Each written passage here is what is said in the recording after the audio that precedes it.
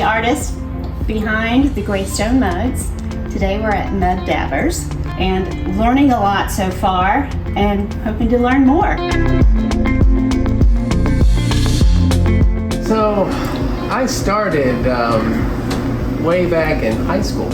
Anyhow, I started there and did pretty well, and I took so many ceramics courses throughout the entirety of high school that I was doing they made independent studies, so they made like special classes just so I could come back and take more pottery classes, and that's kind of where it started. And then I went to school. I got into a really prestigious ceramics school, moved down here, and I was looking for a job, and also was again trying to sneak into the pottery places, and there just so happened to be a lot of them.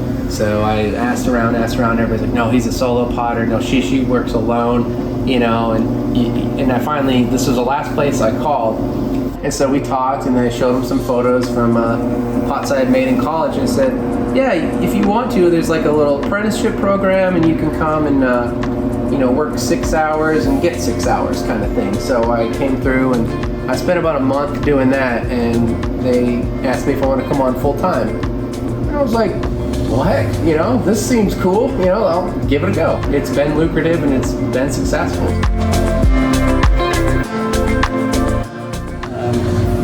You can kind of see there's different stages. So some I have from yesterday I threw, and they've got little indents in them. And then from there I kind of shape them and then add the stems secondary.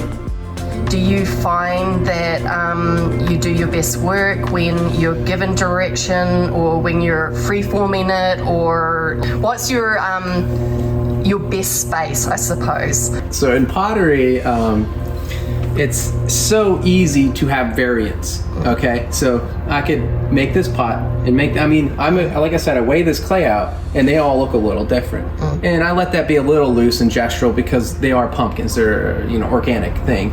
A lot of times we'll use throw sticks, but being in a confine certainly makes things more difficult, but also there's a challenge to that as well. So there's a yin and yang for that.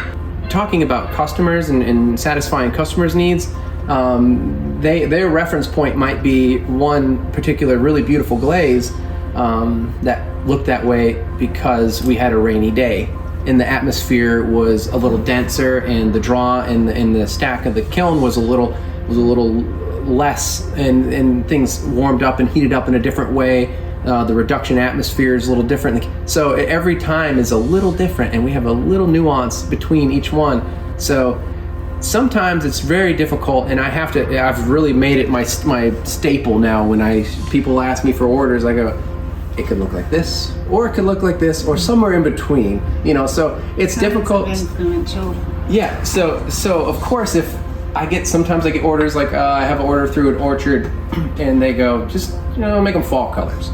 And I'm like, oh, okay, fall colors, you got it, So it's nice to everything's kind of, everything flows a little quicker, it's not so meticulous, it's not so, dialed in, so it's nice to be a little looser and have a little more creative, flexibility. Exactly.